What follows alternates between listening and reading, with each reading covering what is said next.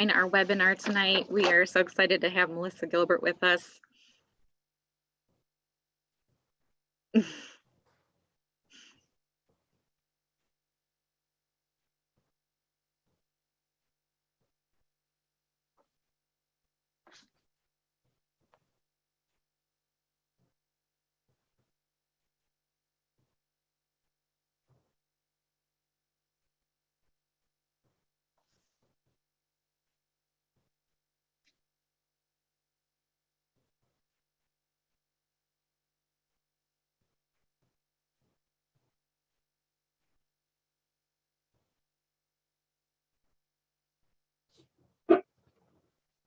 Gotta get some work done while we're waiting. We talk about simplifying life, yet we're always multitasking, aren't we? It's amazing. Well, I don't multitask quite so much when I'm in my normal state of being. It's just this week there's been so much going on. That I've had to multitask more than normal. I'm going to turn off notifications on this laptop, which I just, yes. Until the end of this event. Okay. That way no one can bother me. Okay, well, we'll get started. Good evening, everyone, and thank you so much for joining us for our virtual author series tonight at the Hudson Library and Historical Society. My name is Allison. I'm a librarian in our Adult Services Department, and on behalf of the library, we'd just like to welcome everyone. I know we have people from all over watching tonight, so thank you so much for tuning in. If you're new to the Hudson Library, we offer programming for all ages. I would encourage you to visit the library's website, hudsonlibrary.org. For all of our upcoming programming, you can see what we have coming up. You can register online. And the best part is a lot of our programs are still virtual. So regardless of where you are, you can still tune into our programs tonight, just like you are tonight. Well, as I mentioned, tonight is an exciting evening for us here at the Hudson Library because joining us is New York Times bestselling author and the iconic actress from Little House on the Prairie, Melissa Gilbert. So happy to have you with us. Thank you. Gilbert starred as Laura Ingalls Wilder on the hit NBC television show that aired from 1974 to 1983. She starred in numerous movies and plays and served 2 terms as president of the Screen Actors Guild. She is also the author of Prairie Tale, Daisy and Josephine, My Prairie Cookbook, and her most recent book, which just came out 2 days ago on May 10th, Back to the Prairie, A Home Remade, A Life Rediscovered. I'll mention we do have copies available for purchase courtesy of the Learned Owl Bookshop. And we will have a link in the chat for if you would like to get a copy of Melissa's book tonight, you can go ahead and use that link and get your copy tonight. Finally, I would say I'm sure we have a lot of fans with us tonight that would love to ask Melissa Gilbert a question. We have a Q&A box at the bottom of your Zoom screen. Anytime during the presentation, feel free to put your questions in there and we will get to as many questions as we can after we have a little conversation with Melissa. So thank you so much for you, our audience, for tuning in tonight. And of course, Melissa, thank you for joining us. I'm sure you're very busy this week with your book just coming out, but we are excited to hear more about it. So thanks for coming.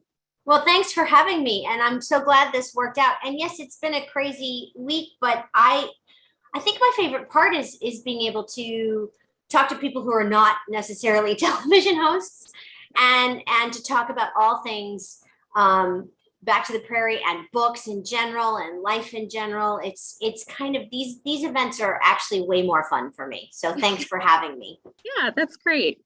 Well, you've written several books, so this isn't your first book. Prairie Tale came out in 2010. Daisy and Josephine, which was a children's book, 2014. My Prairie Cookbook came out in 2014, and then your new book just came out this week, Back to the Prairie. Was writing something that you'd always wanted to do? No, I had no idea that that was in me. I'm a really great rewriter. I've always been a really great, I guess you could call me an editor. I've been really, I've always had an eye for flow and timing, but I didn't think that, excuse me, I knew that was coming too. I tried so hard not to sneeze. Um, I never really considered myself a writer. And then I was approached to write my autobiography. And the process was so extraordinary and so creative in a different way.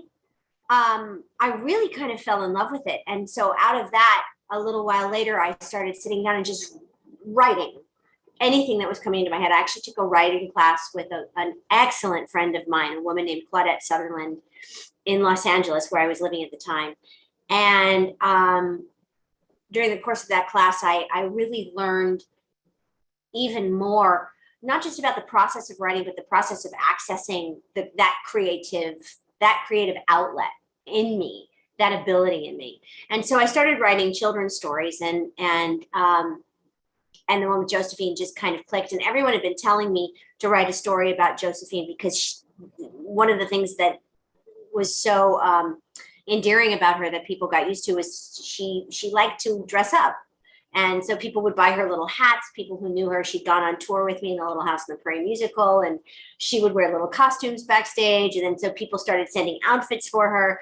And somebody said, why don't you make your next book about Josephine, and Josephine being a fashionista. And so out of that grew the children's book, and then the cookbook, which is like a cookbook / memory book. And now this one. And I don't know what will come next. I do have a fully I have a beat by beat outline ready to go for a fictional novel. So I may sit down at some point and work on that.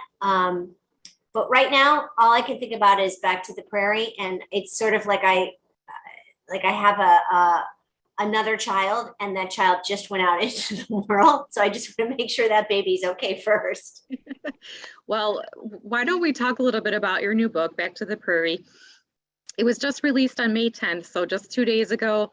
I know some of our audience members already said they've pre-ordered their copy, can't wait to get it in their hands. So many of us haven't had a chance to read it yet. Can you tell us a little bit about it? What inspired you to write the book at this point in your life? Well, this book is, it's also an autobiography. It really is, it's sort of a sequel to my first autobiography, but really it picks up about 12 years ago. But the main focus is on the last 2.5 years, from that fateful March 13th, 2020, when we all locked down, and till right about now, very, very recently. I mean, the afterword I wrote maybe I wrote it the end of last summer, more or less. So my life, like everybody's lives during lockdown, in the beginning days of the pandemic, changed so dramatically. And it was a change that I hadn't anticipated, but it turned out to be a change that I really needed in my life. I had, years before I met my now husband, Tim Busfield, I was living in Los Angeles, and he'd come to Los Angeles to work. He'd been living in Michigan, which is where he was from. And we fell in love. And he said to me, the good news is I'm really into you. The bad news is I live in Michigan. But I had just reached this point in my life where I was so ready to leave Los Angeles. And frankly, age. I just wanted to go somewhere where it was okay to be my age and not keep trying to be an ingenue at 50 years old, which is just exhausting and futile. There's no way that's happening. And we moved to Michigan, and we lived there for 5 years, and it was such a blessed experience. We lived in Howell, Michigan first, downtown in a little Victorian home, small, tiny, wonderful town full of wonderful people. And then we moved to a slightly larger place, but a far more rural house. We lived on 32 acres of woods in Brighton, Michigan, very near Howell, Michigan, for the majority of our time there. We were only in Howell for the first year, and then we were in Brighton for 4. And we had a lot of acreage, and we had trees around us, and we had wildlife, and it was it was the most extraordinary place. So once we made a decision to move to New York City for work, but we knew that we wanted to have some space. We knew we wanted to have an escape. So we started looking in the Catskills. Also, we knew we wanted to buy a place, and this would be the first place we owned together. And we found this rundown, ramshackle hunting cabin, not even year round, no heat in it. I mean, when we first got the place and we would go up there, it was wintertime, we would have to drain the house and fill the pipes with RV antifreeze when we left, and then come back and drain that out and let the water in, because there was no heat in the house to keep the pipes from exploding. In fact, our first night we ever slept there, it was so cold we couldn't turn the water on. So we had a porta potty delivered. And it has an outhouse, but I wouldn't go in the outhouse because it was full of spiders and creepy things. The porta potty, not bad. So we set about turning this hunting cabin, by the way, crammed full of other people's belongings for 20 years and sealed. I mean, rotting deer heads on the walls, cereal in the cupboards, soap and shampoo in the shower, bottles of holy water, pornographic magazines from the 70s, because you got to balance the holy water, I guess. I have no idea what was going on in that house before we got there. And we cleaned everything out, and we hired an amazing contractor to come in and fulfill our vision of helping us put in all new plumbing and put in the heat and put in all new wiring and insulate it in a brand new kitchen and redo the whole bathroom. And we made it livable, and it was ready for us at about Thanksgiving of 2019. So at that point, we were still mostly in New York City in our apartment, which is where I am now. And then going up there on the weekends. And then we started hearing about this COVID thing. Everybody did. And these stories started coming out of China about this virus. And then it was Italy. And then it started to blow up and blow up. And our work started getting canceled. And we knew something big was happening. And so on the day they announced that we were going to lock down, we made plans to go up to our home in the Catskills on Friday the 13th of March, 2020. And blessedly, the house was ready for us. And we got up there and we thought, well, like everybody else did, how long is this going to be? How long could it possibly be? It can't be too bad. And it just kept going and going and going. And then the world got even scarier with the talks about the food supply chain. And remember, I don't know if you remember, but all the outbreaks of coronavirus at meat packing plants and distribution centers. And even up there, our grocery store, people were so panicked about getting supplies. The truck would come to offload on a Wednesday, and by Friday, the shelves would be completely empty. So we looked at each other and thought, we'd always talked about this fantasy of having a garden, vegetable and fruit garden, and having chickens and being somewhat independent because we're off grid. We have a well. We're not even on the water supply. We have a generator. We might as well do these things. And we looked at each other and went, well, now's the time to do it. Now you're talking about two people who are handy. My husband and I are handy people.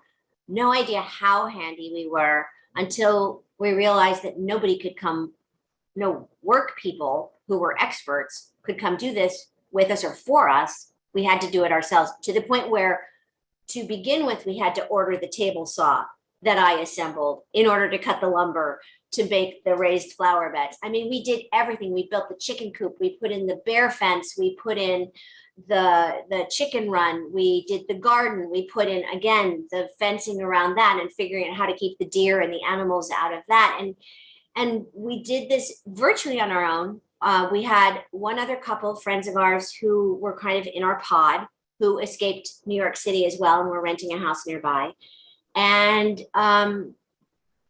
it worked. And I mean, I've never been able to keep any plants alive ever. I'm notorious. I kill ice plant. I kill ivy. I could kill kudzu. You could set me loose in the woods and I could kill fungus. And for some reason, for the first time in my life, I was actually not only able to grow things, but grow an entire vegetable garden that we ate from that entire first summer. And then we had chickens and we had the eggs from the chickens. And lo and behold, this was something I had always wanted to have. So had it not been for the pandemic and the lockdown and all that, I don't know if I would have it now, but it all sort of just lined up. And in the meantime, while all of this is going on and we're doing all of this construction, the entire country and world is going through all of this turmoil with the virus, and then with the, you know, the social awareness and the racial reckoning going on across the world. And so I began to examine my part in those things and where I fit into the grand scheme of all of this and what I wanted to do and see and how I wanted to help people moving forward. And so that's basically what the book's about. I did not anticipate writing about it, really. I mean, I shared a great deal of it on social media, and somebody else approached me. So we actually, with CBS this morning, were reading my Instagram feed and said, can we come up and do a story about you going back to the prairie? And I went, well, yeah, I guess, back to the prairie. Interesting. And then my literary agent saw that and he called me and he said, you know, this whole back to the prairie thing's a book. And I thought, kind of is. Let's see what we can do. And, you know, a great deal of work later, here we are. And here she is. And it's a book and it's real. And I still can't believe it. And the foreword that my husband wrote, oh my gosh, I would wish that for everyone from their spouse, if they could read the words or similar words to what he wrote to me. It was a true labor of love. And I'm so excited that it's out now, and I'm hearing from people who are really enjoying it. And it's funny, it's sad,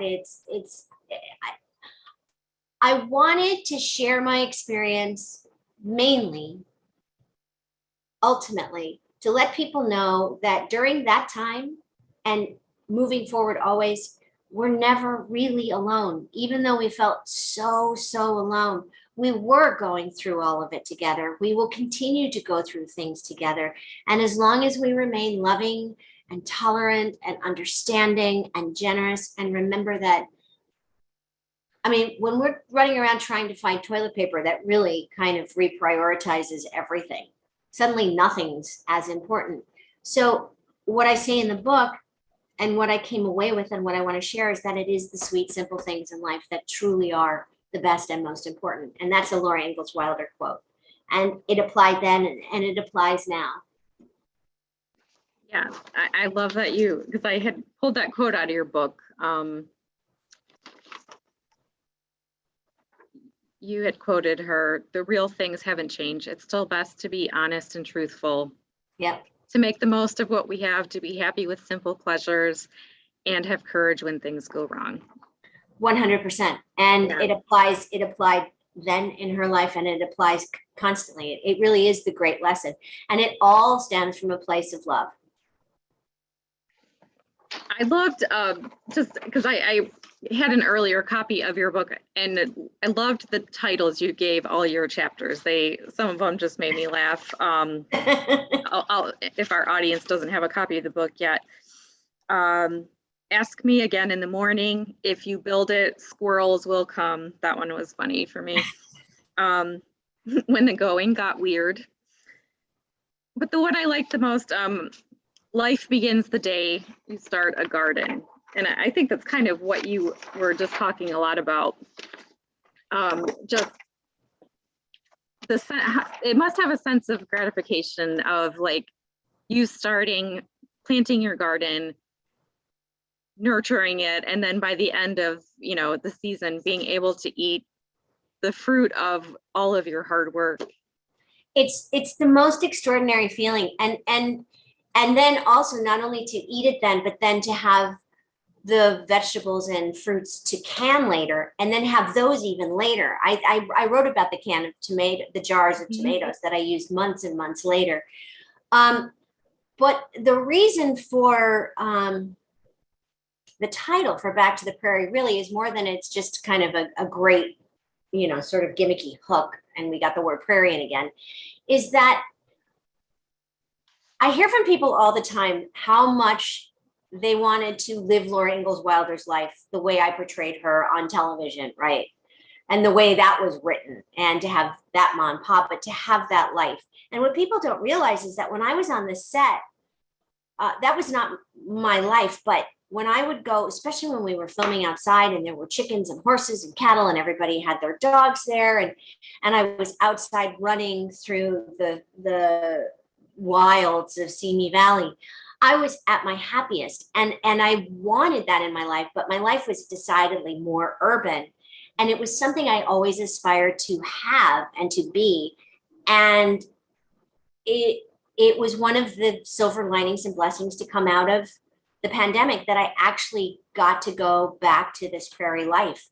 And this is now my existence. And it's so, I am most happy when I'm dirty and sticky with bug spray and sunscreen and exhausted and there's dirt under my fingernails. And there's something about nurturing our home and loving our home that makes the love we get back from it and the nurturing we get back from it that much better. It's different from any other way I have lived. And I can't believe it's taken me this long to get here. I mean, I could easily have just sort of thrown everything aside and had a farm at any time. I just didn't know how to do it. I didn't know how to leave other people's idea of who I should be to actually be who I was. Mm-hmm. And that's on the larger scale in my life and lifestyle, but also in my external, allowing myself to be who I was physically and age now the way I have. But I think I figured it out. So I kind of wanted to share that because it's really important, especially in a society that does not value aging, which is ridiculous to me. I hear about these other cultures where they actually have special days honoring grandparents and parents who live in the homes, multi-generational homes. I mean, there are countries that would never even think about sending their older relatives away. You just take care of them the way they took care of you. So I really kind of want to also start discussing aging, particularly with women, in a whole new way. That's wonderful. You had quoted or commented in your book, "Where does hope come from? For me, it came from the view outside my window. It was the regenerative beauty of nature." So you have this probably amazing yard up in the Catskills where you have all these different types of animals and nature around you. What are some of your favorite pastimes that you do while you're up there? I love puttering in my garden. I love coming up with new projects to do. This summer, we're going to DIY window boxes. This year, I planted my first roses. We planted climbing roses on the outside of the house. So I'll be, helping those guys along. I knit. I just started doing cross stitch. Obviously I write. I'm constantly finding something to reorganize. I'm constantly, a home to me is a work in progress. It's always changing and evolving. I've just found new slip covers, or I'm sewing something, or I'm fixing something. And sometimes I just like to sit with a book outside and read. I spend also a lot of time staring out the window we have 14 acres of gorgeous woodland around us. And the real reminders of rejuvenation and hope for me are when the mama deers come back with the babies and the babies run through our yard. It's mind-boggling to me that this is where I get to live my life. Even I saw a baby bear a few weeks ago. We're just coming out of winter into spring, and there was a baby bear walking across the road as I was driving home. And I just sat there and stayed in my car. Let's be clear, just grinning from ear to ear at this cute little thing meandering across the road, knowing full well that mom was not going to be far away. That's Yeah. hence staying in the car with the engine running in case I needed to take off. But it's life continually renews itself up there. The garden goes fallow in the winter. Everything turns brown, and as spring comes, you can see the things shoot up, and then we finally get enough warm days where I feel like it's safe enough to plant. And the next thing you know, everything just grows. The earth up there and the air up there are so verdant and so full of life that, you know, I end up having to cut plants back because they get too big. Who thought? I mean, this is the ice plant killer we're talking about. In your book, you wrote throughout the pandemic that the viewership of Little House on the Prairie like skyrocketed. Why do you think that is? Or what do you think people were longing for by revisiting that show? I think it was twofold, honestly. And I watched it happen because I hear a lot, you know, I would hear a lot on social media. And I think initially it was sort of like, it was the mashed potatoes of television. It was the macaroni and cheese. It was comfort. It was brain slippers. I think people wanted to go back to things that they found very comforting. I know I did. But then in the summer, I want to say spring, summer of 2020, as the tone started to change and the protests began to happen across the country, then people started, and also another thing that people started talking about were the episodes of Little House on the Prairie where we dealt with pandemics and plague, quarantine. Those are 2 episodes of the show. So people were like, oh, well, the Ingalls went through that. You know, if they could do it, we can do it, pretty much. I mean, and also it was kind of interesting to watch how we handled it. But then that summer, as things started to become more heated and people were starting to really look at the issues of race in this country again, and all of that stuff that was going on, and with the Black Lives Matter movement and all of that, I think people started to realize, and were really talking about, how incredibly prescient and intense a lot of the messages were that Little House on the Prairie was putting forth into the world. A lot of that was Michael Landon, who was an incredibly, would get very frustrated at any kind of ism. He really, and he wrote stories about racism and anti-Semitism and chauvinism and nativism and manifest destiny and all of these things. But it was couched not in an exploitive way. It was Little House on the Prairie, but we still told those lessons. And there was one episode in particular that summer. The episode was called The Wisdom of Solomon, with Todd Bridges, who was a little boy, about this little boy who'd run away from home, and he'd come to the Ingalls family because he wanted to go to school. He didn't want to grow up like his daddy had, and he wanted an education. And there is a scene where he's staying at our place, and he says to Michael Landon, to Pa, he says, would you rather be a Black man and live to be 100, or be a white man and live to be 50? And Pa has no answer for that. And I remember at the time, when we were shooting that episode, it was really difficult for me because in one scene, they had me like rub Todd's face and say, wow, it really doesn't come off. And I remember I was only 10 years old saying to Michael Landon, I don't want to do that. It's weird. And he said, no, we're trying to teach people something. And he explained it to me, and I went, oh, okay, I'll do it. But when that episode aired again, all of a sudden I'm seeing clips of it on my social media feed, and people like Jamie Foxx and Viola Davis are going, who knew Little House on the Prairie was woke? And I want to say anybody who watched it really does. Those were the stories we dealt with a lot. We did stories about drug addiction and alcoholism and child abuse and rape, and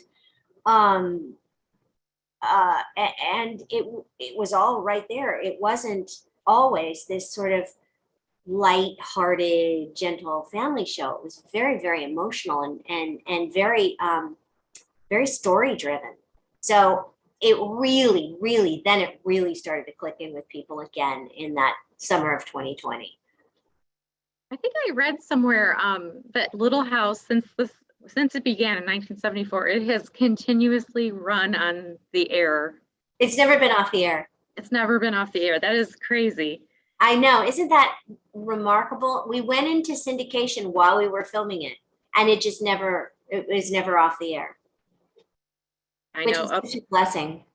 Yeah, we have it on a Cozy TV up here in Ohio. Yes, it's on Cozy here. In fact, during the pandemic, my husband did not watch a lot of Little House on the Prairie. He didn't watch any, what am I saying, before he met me. And I showed him the pilot movie, but then during lockdown, anytime it would come on, he would just land on it. And I'd say, you can change it. He goes, what, are you crazy? I'm watching this. So I would sit with him and watch, and inevitably we'd end up crying. Do you like watching yourself in the younger version of yourself, of course? Like, do you like watching the show? I do, because I have so many memories attached to the filming of each of them. So it's almost like home movies for me. And I get to see, my other family there and remember those times that we had together. And those are such precious memories for me. So I really do. I don't go out of my way to watch Little House on the Prairie episodes, but if Tim Busfield is watching one, I will watch it with him. Okay, well, we have a lot of questions from our audience, as I expected. So let's go ahead and ask some of their questions here. Okay. Let me take a sip of my giant water. Hold on. Go ahead.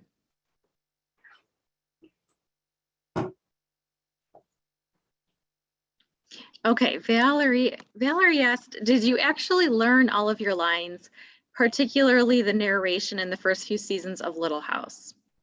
I always learned my lines. There was only one scene I ever did where I didn't know my lines, and Michael Landon was directing, and he was very kind to give me a chance to learn my lines. Because when I got caught not knowing them, I burst into tears, and he made everybody go away, and he took me for a little walk and calmed me down and ran the lines with me a bunch of times until I knew them. And he said, okay, are you okay? Do you know them now? And I said, yes, I do. And then he leaned in and he looked at me and he said, and that's not happening ever again, is it? And I almost started to cry again. He went, no, crying. Just never again are you not going to know your lines. And I never have to this day. As far as the narration goes, that was done after in post-production in a booth with the words in front of me. So usually I was reading that. Some of these questions I think you may have answered already. Frankie, a comment from our patrons, Back to the Prairie is my favorite book of the year. Your relationship with Timothy Busfield is such an inspiration to those of us who didn't think finding true love approaching 50 was possible. And thank you so much for your vulnerability and hilarity as the events in upstate New York unfolded. Oh, that's the sweetest. Yeah, I am definitely, I got a little Lucille Ball in me. I mean, I can put together a table saw and I can use a table saw, but inevitably something else somewhere will go wrong. And there's a lot of that in the book. Like when I broke my tooth. Twice.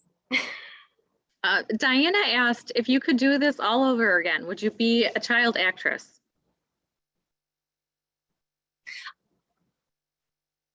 I don't think I would change one thing at all about my life. Even some of the bad, well, perceived to be bad choices that I've made, because it all led to right now. And I'm so incredibly at peace and content, and I feel productive and I feel vital, and I'm really happy. So I wouldn't change any of it. And there are so many blessings that come with the career path that I had.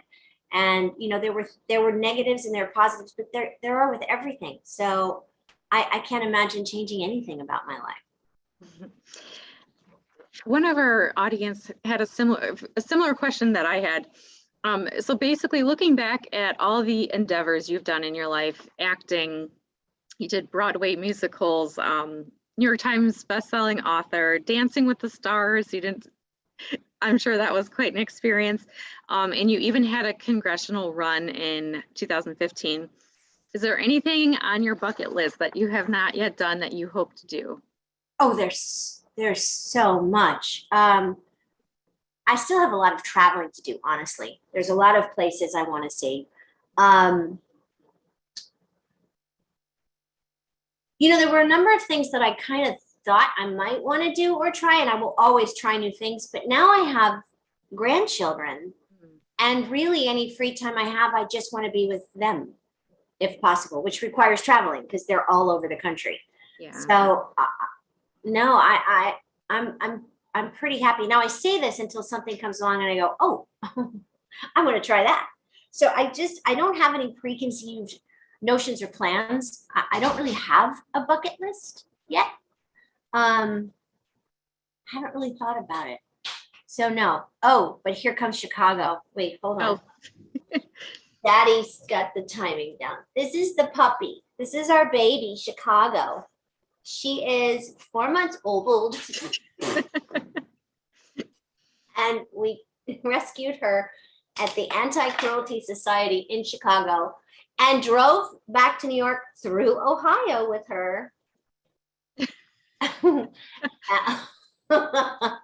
I know everybody wanted to see her. So she says, hi, everybody.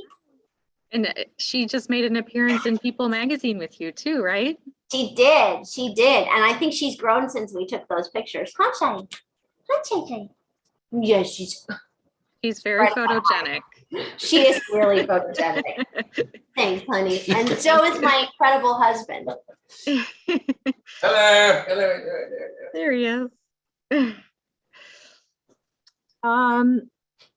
Amy from the chat asked, she was wondering if you are still acting at all. I am. I actually was in Chicago last winter doing a new play, all fall and winter, and was supposed to have been there through the spring, actually through March, but Omicron hit and the audiences started to diminish to the point where it was impossible to keep the show running. And then the company started getting COVID. I did not. I was one of the few people who didn't. But we ended up not even having enough people to keep performing. So we had 4 final performances right after the new year, and I came back to the Cabbage upstate. I have a couple little things cooking here and there, possibly, but nothing definitive that I can talk about right now. So hopefully something will happen, but if not, I'm perfectly happy upstate gardening and knitting for a while. So we just met Chicago, but one of our audience members asked, do you have any other family pets that are with you in the Catskills? Yes, we have 7 chickens. We have 7 hens, and their names are Cotton, Coco, Henny, Penny, Penny, Henny is one name. The Andrews sisters, there's 3 of those, and Peep. The Andrews sisters don't have their own names because they all look exactly alike.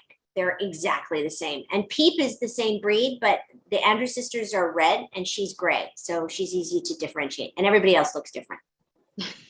So that's it for now. I do tend to name the deer that come into the yard. I will not be, I will go out and give the deer treats and stuff in the winter, but not in the summer because of ticks. One of our audience members asked if your grandkids love visiting you up in upper state New York.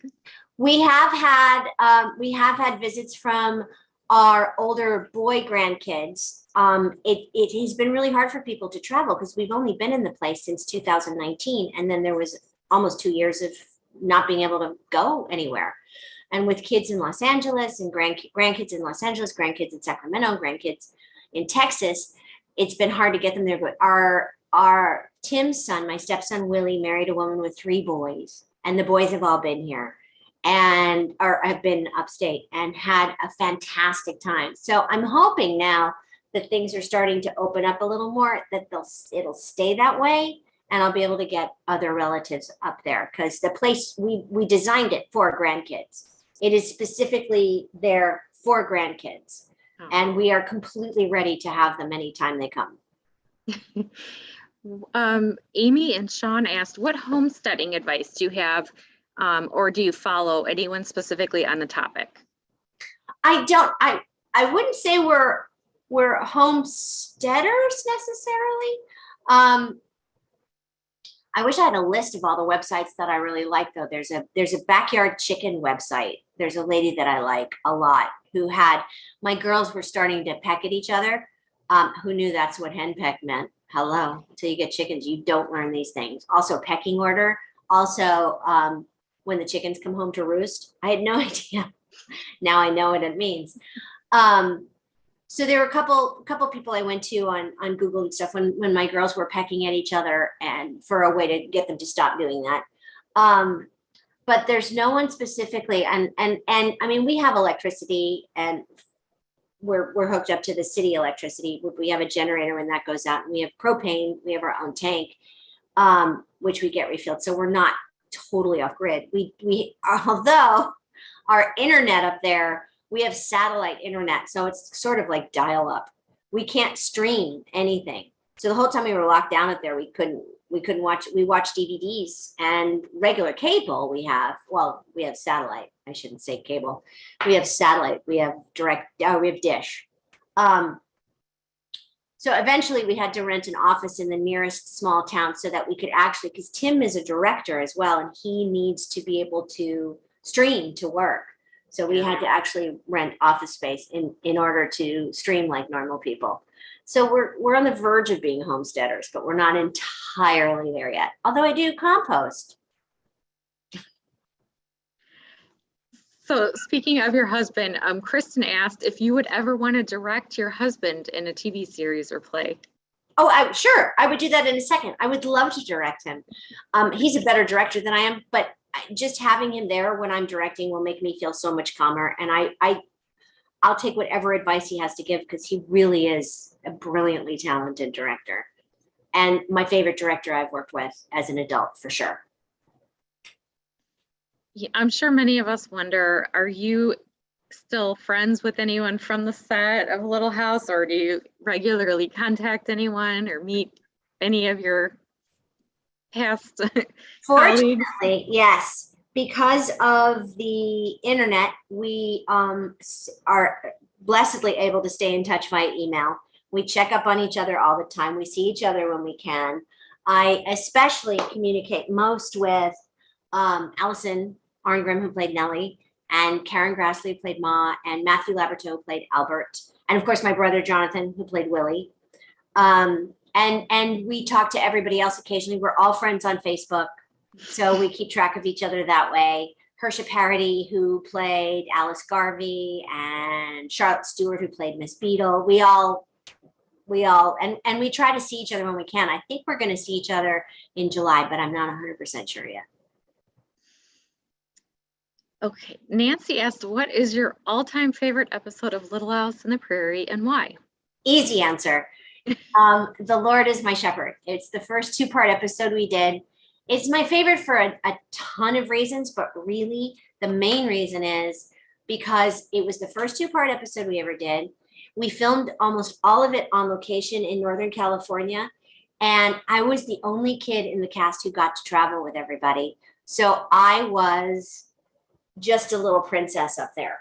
And Ernest Borgnine was the guest star, and he was the sweetest, warmest, most incredible man. Sorry, my television just turned itself on for some reason. Let me turn the sound off. And it's on Raising Arizona. Hold on. There. I just muted it. Anyway, Ernest Borgnine was just so wonderful. So for me to be able to go away with, be the only kid with this whole cast and crew. And then I was working with Michael Landon, Victor French, and Ernest Borgnine. It was just heaven for me. And there was a dove that I got to hold. And so for the little animal lover, it was really fun. What, I know you and I talked about this prior to the program starting, but one of our patrons asked, what's the name of your cabin or your property? You guys have a little nickname for it. We do. We call it the Cabbage. And the reason we call it the Cabbage is because I was talking about it with someone and I conflated the words cabin and cottage, and it turned into cabbage, and it just stuck. So that's the Cabbage. And then we also have, a fifth wheel Winnebago up there, because during lockdown and pre-testing and all of that stuff, it was recommended that people isolate for 2 weeks. So when my youngest son, Michael, came up to visit, we needed a place for him to stay for 2 weeks before he could be with us.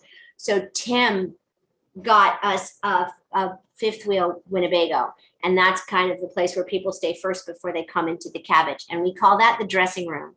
Because for us, Winnebagos are dressing rooms. So we have the dressing room and the cabbage. One of the patrons said, you have a wonderfully distinctive voice. How often are you recognized just by your voice? I'm not recognized for my voice as much as I get busted when people call our house and I answer the phone and they ask if mommy's there. I mostly get that I sound like a 5-year-old still.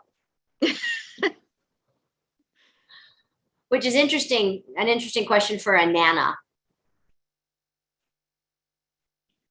We have, let's see, we have a lot of questions here. I'm just trying to look through. Some of them are comments.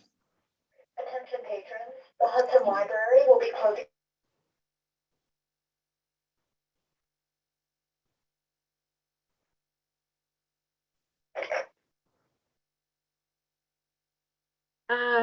Let's see.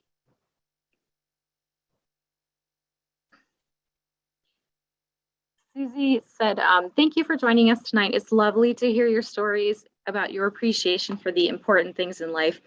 Who or what do you credit for your down-to-earth mindset?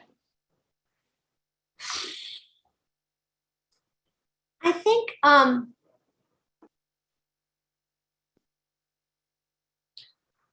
the first thing that pops in my head is my dad.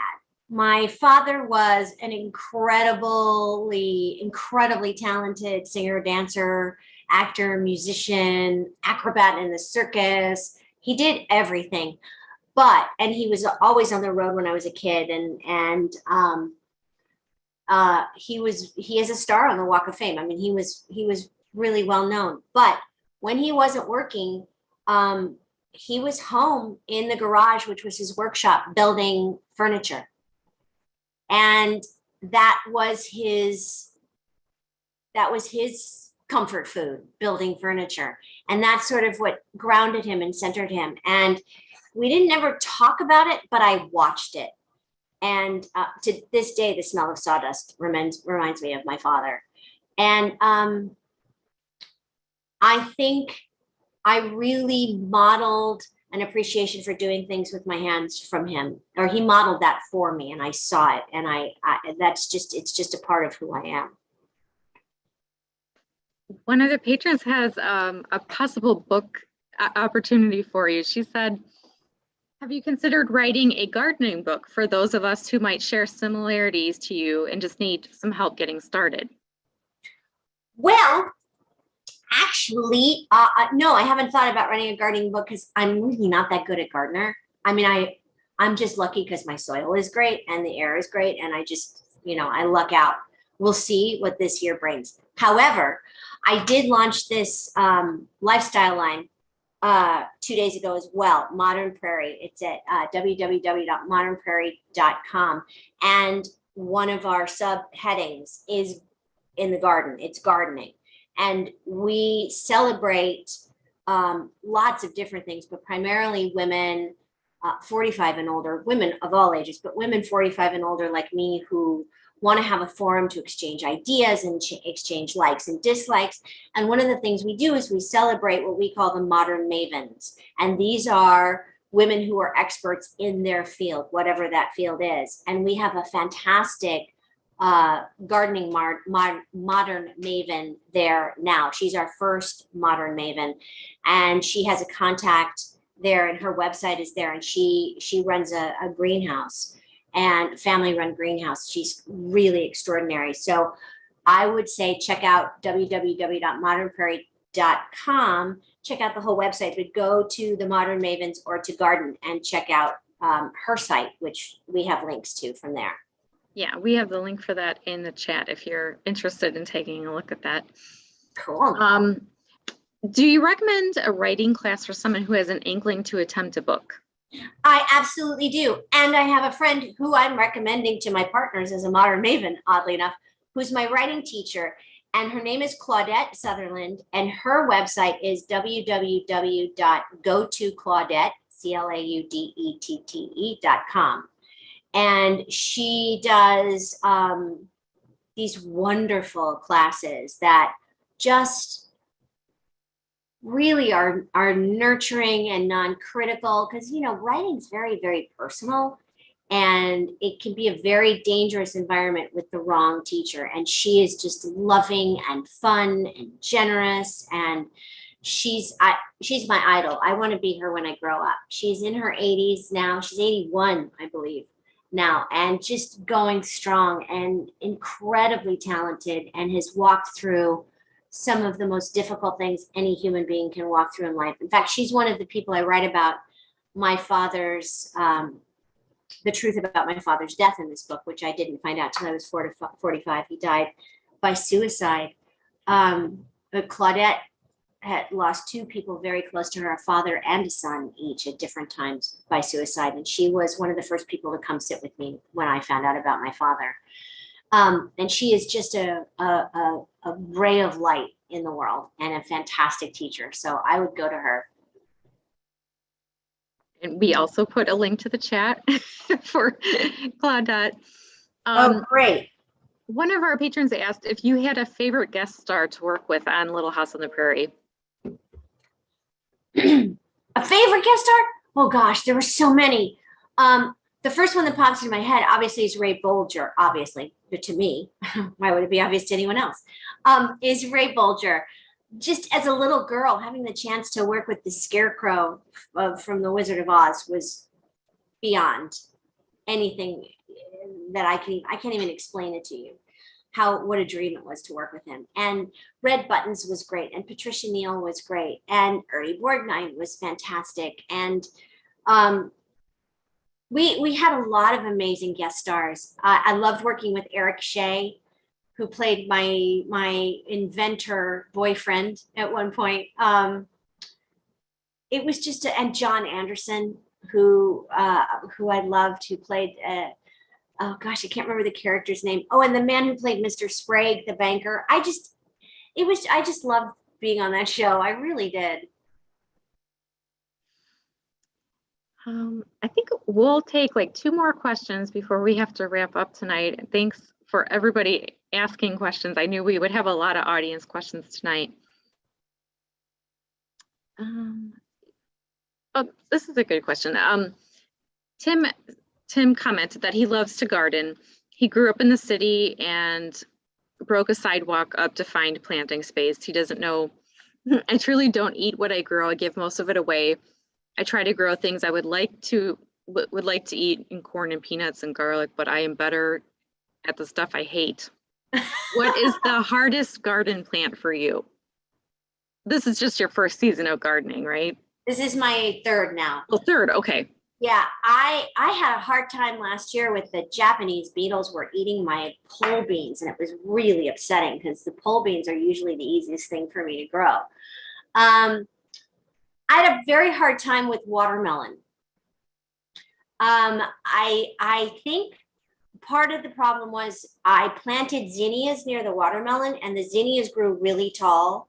So they crowded the watermelon and they shaded the watermelon. So I literally ended up with golf ball sized watermelon, and it just didn't work at all.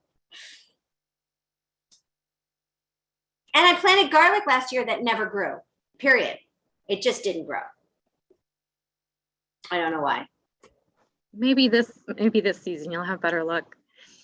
Our final question tonight comes from Tina. And she said, I'm starting to read your book. I love it. So down to earth and funny. Would definitely recommend. What actor would you love to work with? And what type of movie would you like to do that you haven't done yet? I would love to do a straight up comedy directed by Tim Busfield with Brad Pitt. Who wouldn't want to do a movie with Brad Pitt, but a comedy, specifically of just a wacky screwball comedy. And I don't even need to be in it that much. I just need to be in 1 or 2 scenes, directed by Tim Busfield with Brad Pitt. Well, we look forward to that as well. Attention patrons. Oh. Let's manifest that, shall we? Let's make that happen. Either that or maybe I'll just go home and grow some watermelon this year instead, which would be as big an accomplishment for me. If I could grow an actual normal sized watermelon, I could forego ever having to be in a movie directed by Tim Busfield starring Brad Pitt. Actually, one of the patrons in our comments said that garlic takes a good 3 years before it will grow. So maybe your season this year will be a better season for your garlic. I don't know if I didn't find the garlic when we amended the soil, so I think it's gone. When we were tilling and putting in the compost and getting it all ready to plant, nothing came up. So Yeah. We'll see. Maybe next year. Well, we'll wrap up tonight. Melissa Gilbert, thank you so much for your time. It's obvious just from getting to talk with you in your apartment in New York, with your TV coming on, you're just a down to earth, just the person that I think all of us saw through Little House on the Prairie. I think you're very much like the person that we have all grown to love over the years of watching the show and seeing you really grow up on screen from a young child to a young woman. And now you have taken on so many different roles. We look forward to what comes next. Hopefully that movie with Brad Pitt. Or the watermelon, either one. Or the watermelon. Thank you so much for joining us. Thank you to our audience for attending tonight. And we look forward to seeing all of you at our next programs. Thank you.